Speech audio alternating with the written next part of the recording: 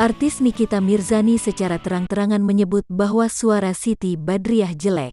Hal ini belak-belakan disampaikan Nyai dalam kanal YouTube Langit Entertainment pada Sabtu tanggal 1 Mei tahun 2021.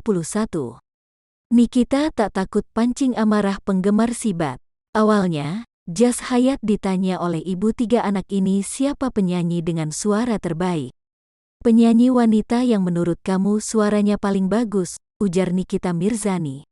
Banyak, terlalu banyak. Wizzy, Raisa, Isyana, jawab Jas. Nikita Mirzani lantas membeberkan penyanyi dengan suara terjelek menurutnya. Aku bisa sebutin penyanyi yang suaranya jelek, celetuk Nikita Mirzani. Siapa? Ujar Jas kepo. Siti Badriah. Terus siapa lagi ya, aku lupa nama-namanya, beber Nikita Mirzani nyeplos. Aku takut deh ada di sini, timpal Jas. Itu selera. Kita enggak bisa memaksakan kehendak orang deh.